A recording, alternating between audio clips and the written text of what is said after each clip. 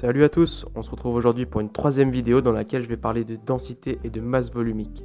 Pour l'expérience du jour, j'ai besoin d'un récipient transparent, d'eau, d'huile et de liquide vaisselle. Alors bien évidemment, l'expérience va fonctionner avec aussi d'autres liquides, par exemple du lait ou du sirop, faites comme vous le sentez. Allez, c'est parti, on commence tout de suite l'expérience. Tout d'abord, je verse le savon. Ensuite, c'est au tour de l'eau. Et je finis par verser l'huile, et comme vous pouvez l'observer, elle remonte directement à la surface. On peut se poser la question suivante, pourquoi les liquides s'empilent-ils? Eh bien on va voir ça ensemble tout de suite. Allez, c'est parti.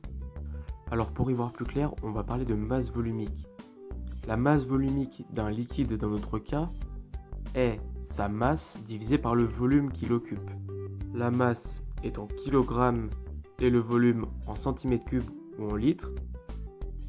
La masse volumique s'exprimera donc en kilogrammes par centimètre cube ou encore en kilogrammes par litre. On peut maintenant parler de densité. La densité d'un liquide, c'est simplement le rapport entre sa masse volumique et la masse volumique de l'eau, qui est de 1 kg par litre, je le rappelle. Si un liquide a une densité supérieure à 1, cela signifie qu'il est plus dense que l'eau et il se situera sous la phase aqueuse. Si un liquide a une densité inférieure à 1, cela signifie qu'il est moins dense que l'eau et il se situera au-dessus de la phase aqueuse. C'est le cas de l'huile par exemple, qui a une densité de 0,9.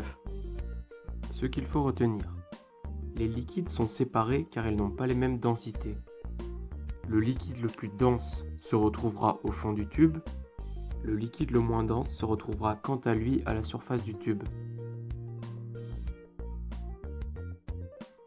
Voilà une expérience que l'on pourrait faire pour déterminer la densité d'un objet.